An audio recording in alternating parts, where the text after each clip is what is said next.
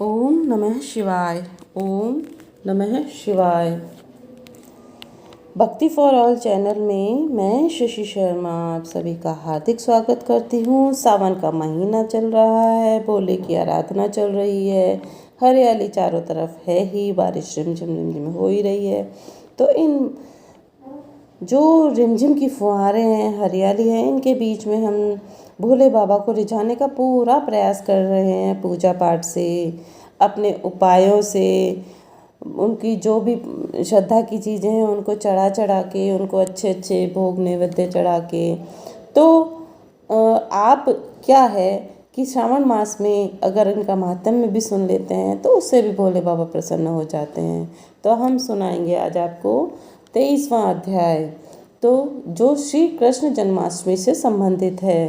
तो आपने अगर मेरे चैनल को अभी तक सब्सक्राइब नहीं किया है तो कर लीजिए, लाइक और शेयर भी कर दीजिए, अच्छा रहेगा। और जितना आप लाइक करेंगे, शेयर करेंगे, उतना ज़्यादा आपको पुण्य भी प्राप्त होगा।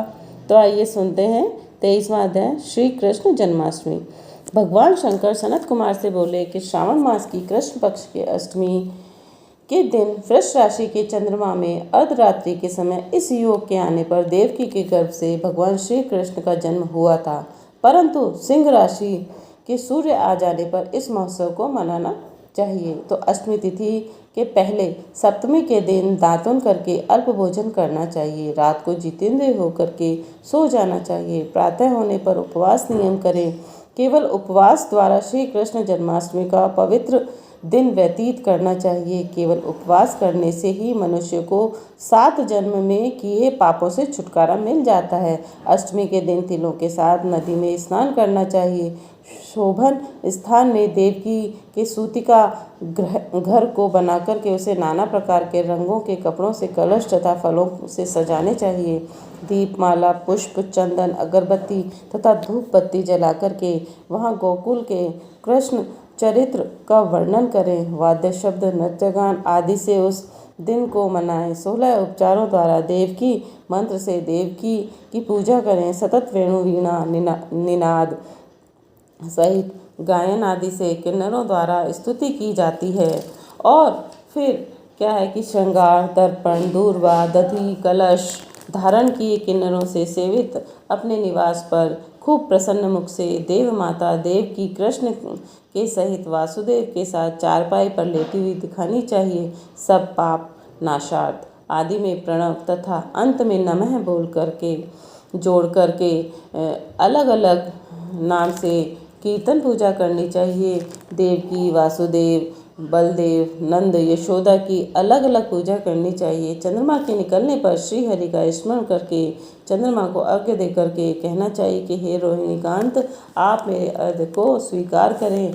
श्री कृष्ण अष्टमी का व्रत 1 करोड़ एकादशी के व्रतों के तुल्य होता है। इस प्रकार रात को पूजा करके नवमी को प्रातःकाल देवी भगवती विंध्यवासिनी तथा कृष्ण तुल्य महोत्सव करना चाहिए। ब्राह्मण को भोजन करा करके दक्षिणा दे करके कहना चाहिए कि वासुदेव, भगवान वासुदेव मुझ पर प्रसन्न हो, मैं आपको प्रसन्न करता हूँ। जो देवी तथा भगवान श्री कृष्ण का प्रतिवर्ष महोत्सव करता हूँ वह उपरोक्त फल प्राप्त के साथ ही करना चाहिए तथा आरोग्य तथा अतुल्य सौभाग्य भी प्राप्त कराता है। तो अंत में वैकुंठ को जाता है। उद्यापन की विधि इस प्रकार बताइए कि उद्यापन किसी शुभ दिन सविधि करना चाहिए।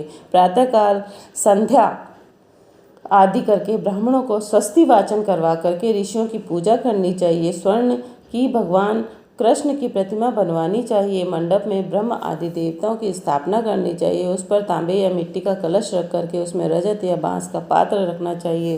कपड़े से ढक कर साधक उस पर कृष्ण कन्हैया की वैदिक तथा तांत्रिक मंत्रों द्वारा षोडशोपचार द्वारा पूजा करनी चाहिए। शंख में गंगा जल, फल, फूल, चंदन रख करके नारिकेल फल युक्त करके भूमि पर घुटने टेक करके कहना चाहिए कि हे गोविंद, आपका अवतार कंस के वध के लिए तथा भूमि का भार कम करने के लिए हुआ है। तो कौरवों के नाश तथा दैत्यों के विनाश के लिए आपका अवतार हुआ है। आप मेरे इस अर्ज को स्वीकार करें। हे प्रभु वासुदेवात्म आपको मेरा नमस्कार है।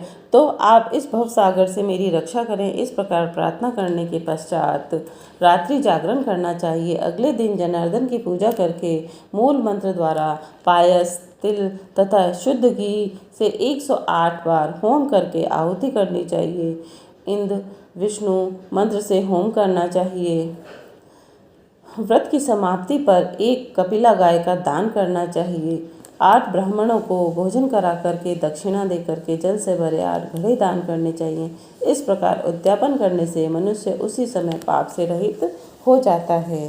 तो ओम नमः शिवाय, ओम नमः शिवाय, बम बम बम बम बम बम बम, ओम नमः शिवाय। भगवान भोले शंकर की, माता पार्वती की, सभी सुनने वालों पर सदैव कृपा बनी रहे, सारे पाप नष्ट हों, पुण्य की प्राप्ति हो।